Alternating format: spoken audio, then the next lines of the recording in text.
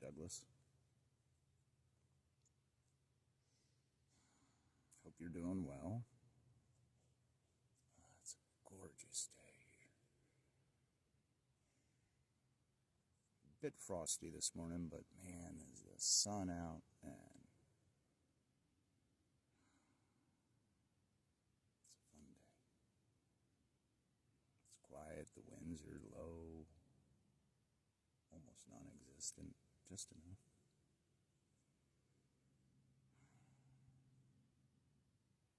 These are the moments that I live for.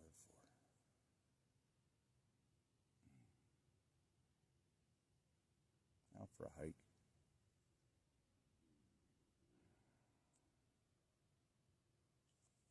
Trying to get myself together here still. About a week away from that last appointment with my doctor.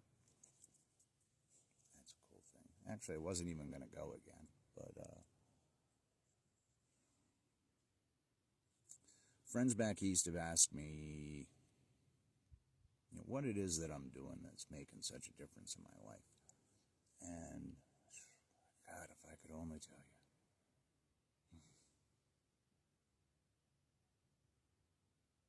There's a lot of different parts, but one of the parts is a psychological. That's dealing with the polyvagal, the trauma. Like I said, we're looking at probably, it goes back 50 years to when I was 4.5 years old, fell and hit my head. And after that point, I always kind of had a... Okay, so that was 4.5 years old. 5 years old, I transferred schools. And at that school, there were a couple of left-handed kids in my class, in that new kindergarten class. And we had long tables, and there were only so many spots you could put a kid that was a lefty. And so it wasn't like I went to Catholic school or something like that, but we just didn't have room for a new kid that was a lefty. So I had to learn to be right-handed and fit in with all the other kids. And so there was something there that happened. That was 5. Nearly 50 years ago.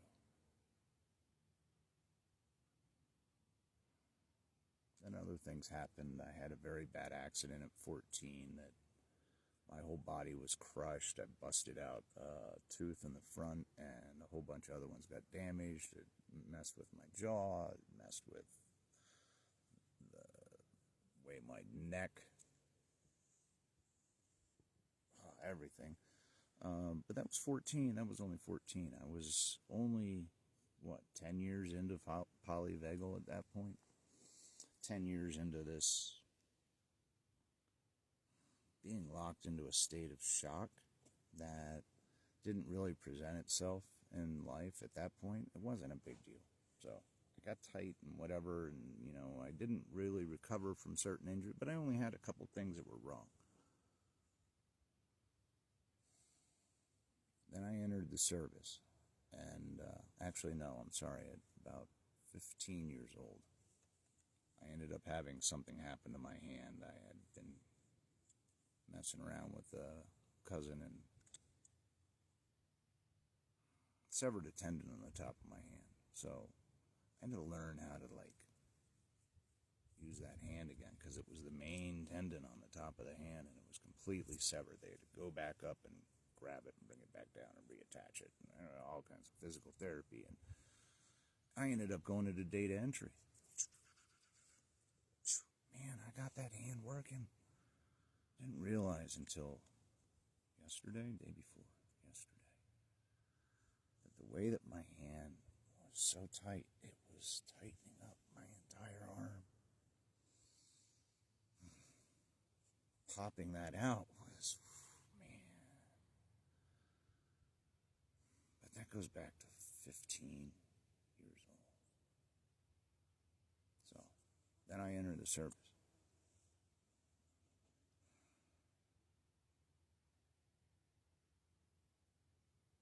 And a lot of experiences that made me very tense and put me on guard almost almost constantly.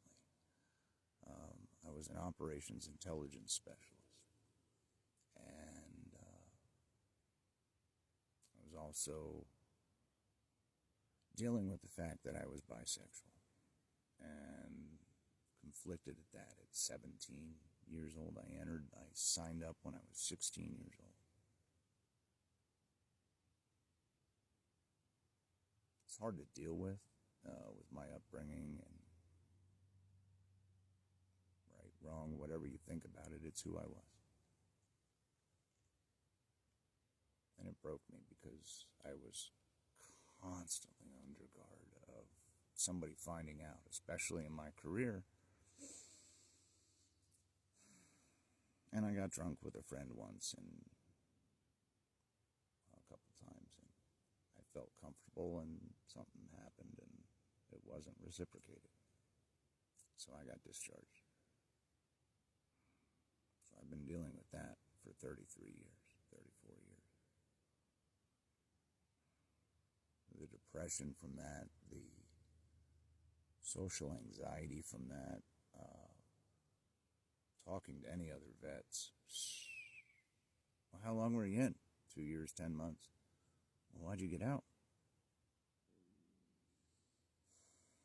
It's still not easy, but it is what it is.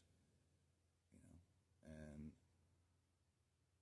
some people say, why do you talk about it? Well, it's gotten me to where I'm at. I got out, I met a woman that I loved. It took a couple of years, but I found somebody that I really loved. And I had to be honest with her that I knew that there was a side of me that she couldn't share with somebody, and I needed to be able to have an outlet for that. And I knew that I couldn't be truth, so we parted ways. And I've dealt with that ever since. That's been, I don't even want to do the math, a long time. But that's part of this too.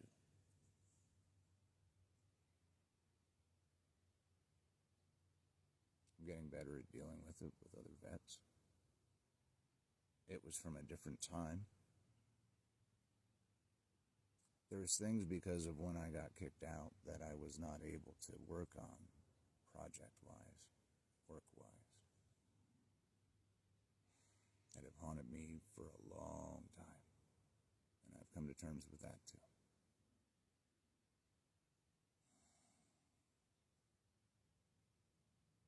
In my head, things that could have had international repercussions. But that's in the past, and I can't change any of that.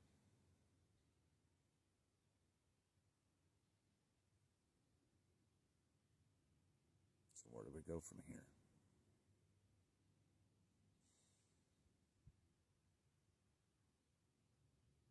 I don't know. But what I'm doing is just letting the world catch up with all the things that I've had to process in my head. So to explain that to somebody, there are exercises, there are techniques, but really ultimately it just keeps coming down to finding that path and staying on it. So hope you can do the same and keep going, and we'll talk more soon. I'm finding a little bit more freedom in being able to talk and be out and having the energy to do so. So, till next time.